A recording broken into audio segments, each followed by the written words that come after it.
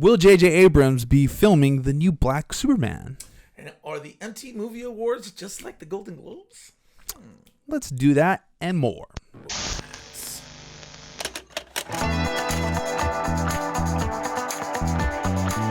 Hey guys, this is Ish. This is it. We're Movie Minds, where we keep you up to date with all the movie news, reviews, and some shows. And guys, follow us on all our social media platforms, guys. I mean, Facebook, TikTok, Instagram, all that stuff. Go check our content out, and it's movieminds.com or just Movie Minds by itself. Go check us out, guys. We'd really appreciate it. Boom, boom, boom. Let's get to it. Yeah, let's go on to our first hot top of the day. That's right. Well, in a interview with Yahoo Entertainment, J.J. Abrams was strictly asked, will he be directing the new DC Black Superman film that's said to be coming out in the next upcoming reboot? So, he straight up said he is very flattered. People have me in the conversation. It's definitely a compliment, but I'm just watching on this one. He wasn't very... he was very vague on that, but he's said to be producing. And please tell me, what do you think about just the whole Black Superman coming out, being rebooted? It seems like that's the direction that we're taking. Is this the right time for that? And do you think that J.J. Abrams is committing a big mistake by not filming it?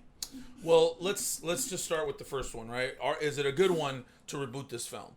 Yes, I believe it is, just because I feel that DC has veered so much off of what they were supposed to do. I feel like Zack Snyder's tried to save as much as the DC universe as he could, but he's not been able to. The last Wonder Woman movie was really bad. So look, guys, I will miss Henry Cavill. Don't get me wrong, because I think that he is the Superman of in everyone's heart now, just like Christopher Reeve was back in the 80s. And so now it's Henry Cavill, and now we're looking at a new Superman. And do I feel like a Black Superman would be, taken away from anything because it's the conventional thing of Superman being white? No, I don't. I think that when we explore new things and we explore new ways of being able to tell stories and people's and heritages and things like that, I think it's always really, really great to be able to do that. And I think that even though a lot of people are going to have a problem with it, and we'll get more into that right now, I still feel like it's a very, very good move. And I think that even though J.J. Abrams says he will not direct this movie, he is gonna have his hand in it, like if he were to be directing this movie. There is no way that there's this big change in an iconic character like this without the studio, DC Studios wanting him involved as much as he can. Now, he's not directing, but he's definitely in the talks with who is going to be directing this film and how it's going to be produced and things like that. And so I think it's a great idea. I'm excited for it. I wonder who they'll pick. Yeah. So with the J.J. Abrams actually denying it, he's stating he's very excited about it, and he really can't wait to share about it and the right time. And I think that this is a big mistake for Warner Brothers not to really push on J.J. to actually direct and helm this. J.J. is the master of reboots. Like it or not, every single franchise, he's coming in and rebooting the crap out of it. This is a huge undertaking for DC Films, honestly, to bring a Black Superman, into the forefront of the universe, the film universe. Honestly, I don't know if we are actually ready for that. We're not. It's not going to be Kal-El from what I've read. It could, but overall, I don't know if I'm ready. Not because of his color. I just don't think it needs it. It's one of those characters I just could be okay with just keeping Henry Cavill in it, man. There's a perfect Superman right now. It's a shame to see that go away. But nevertheless, if it's going to happen, I wish it would have been in J.J. Abrams' hands, because I think he is good at that and just rebooting and bringing a fresh start to the things that he works on.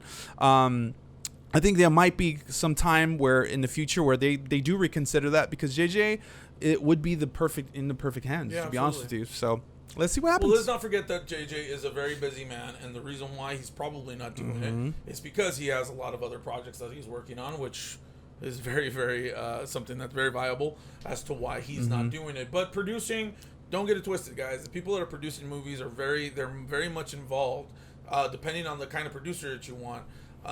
You know, for instance, on Transformers, Michael Bay was the director of that film, but the executive producer was Steven Spielberg.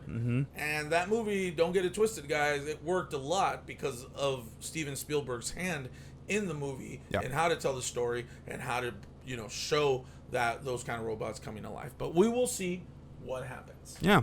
All right, guys. Well, as you've noticed, we're going to be switching up some stuff.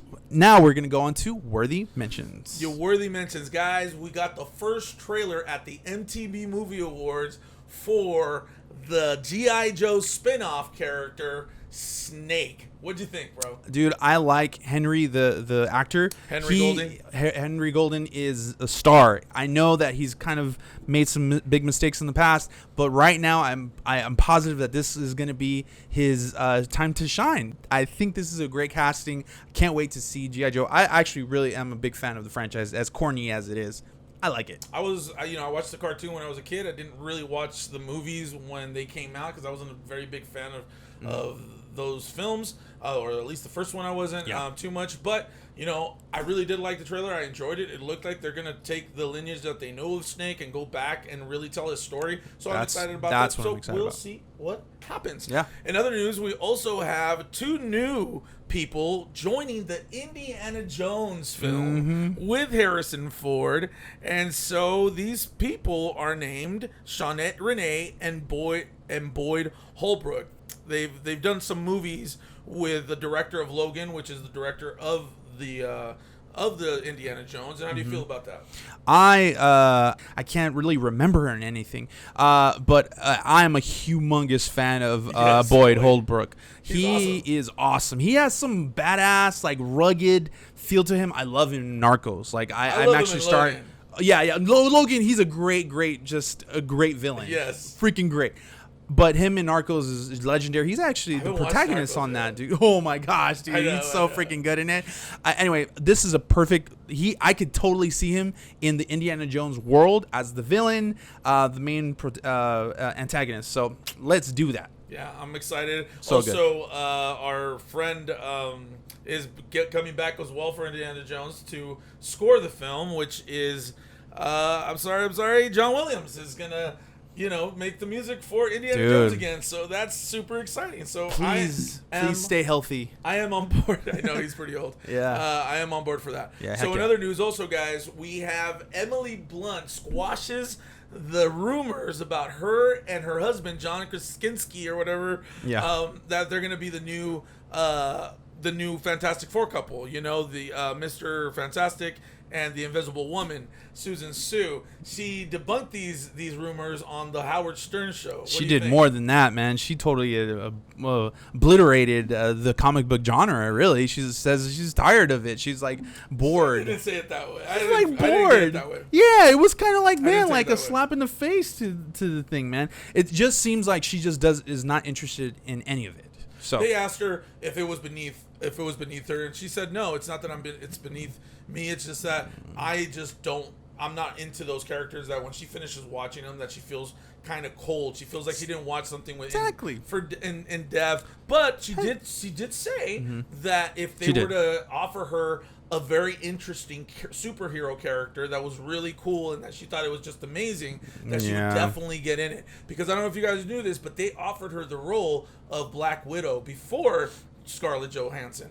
And so she declined that role and it went to Scarlett, which was great as well. But she just isn't a big fan of the superhero films, which is fine. Yeah. But she's not talking bad about it, and she did make sure that she told Howard, hey, you know, I'm not speaking bad about it, and you might see me in the future in one of these. So we will see what happens. But those are your worthy mentions. Yeah. All right, guys, let's go on to Hot Top number 2. Well, guys, Hot Tops number 2 is the MTV Movie Awards, sir.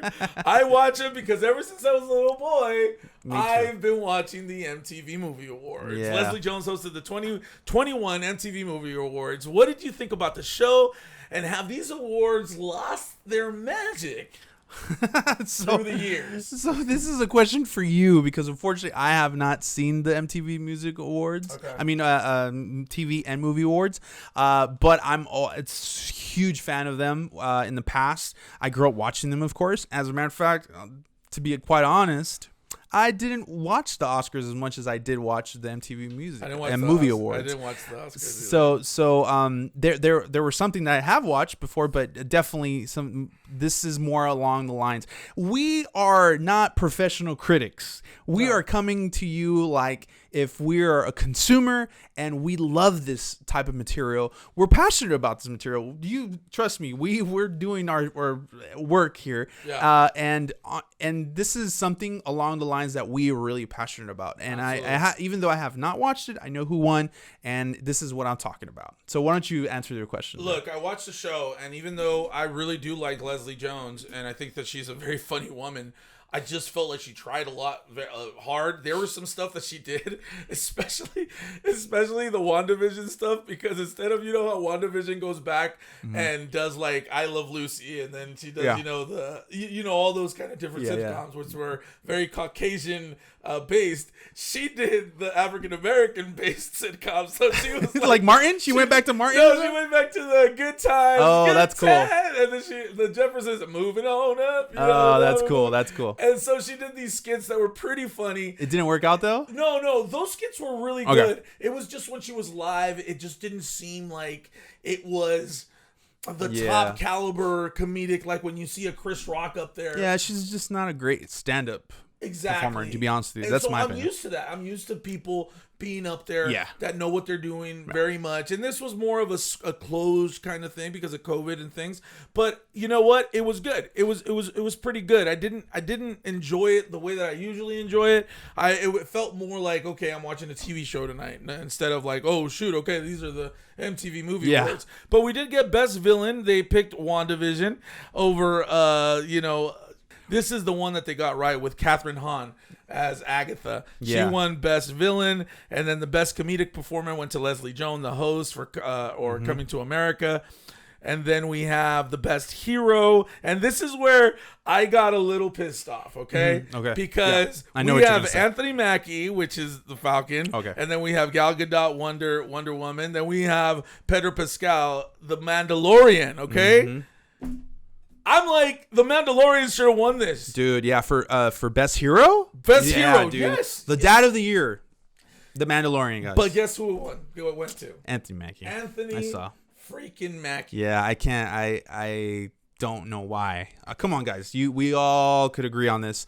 Falcon and Winter Soldier was okay at best, and the lead on that is just not as strong as the Mandalorian. It just wasn't. Season 2 was even better than season 1.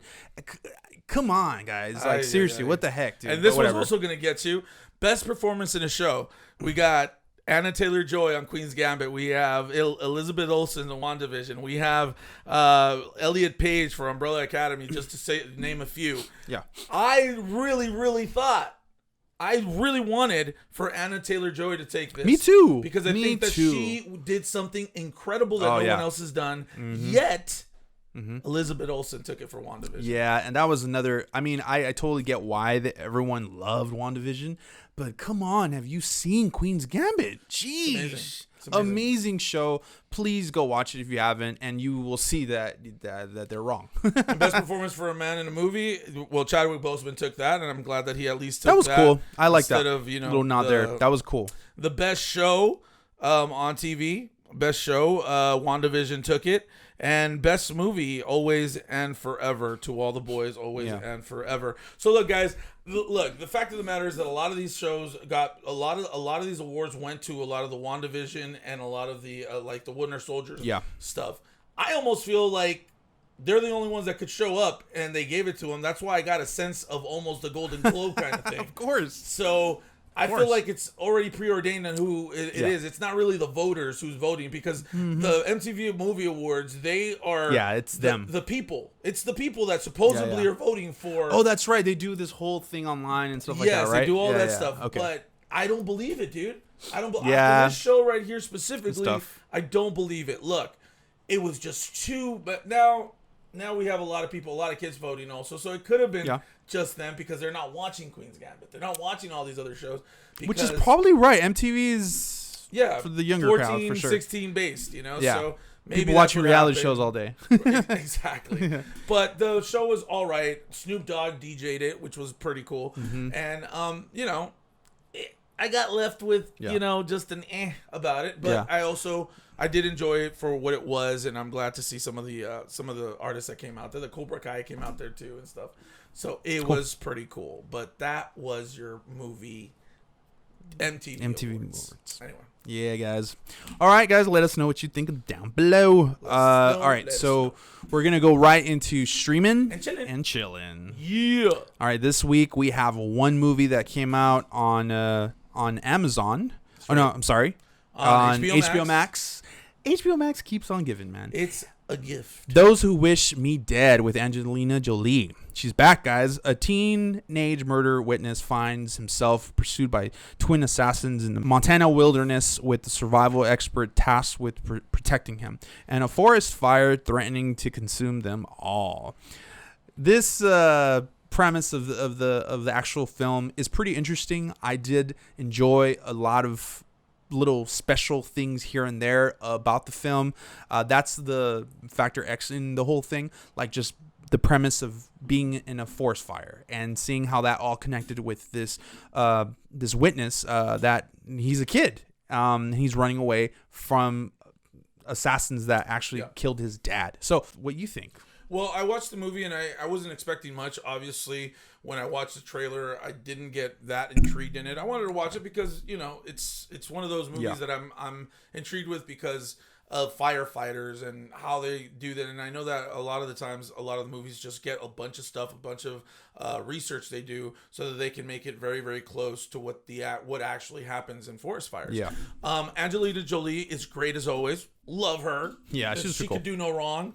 She is super beautiful still. Now she looks a little different, looks a little older, but she's still super beautiful, and I love just her acting and the way she does it. This movie does take you through a roller coaster. It's two guys that are murdering a bunch of people. You're going to feel that, and you're going to hate them, but you're going to get a lot of satisfaction when you see what happens at the end. Look, I'm not going to tell you this is a great film because it's not.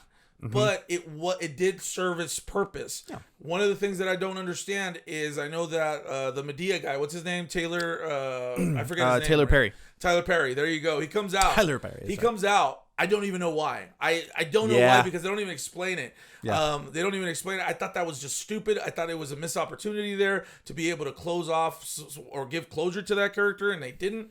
And so I'm just got left confused with that. The movie, though, I'm going to say I really enjoyed it, guys. I wanted to watch it till the end. It did keep me intrigued. Yeah.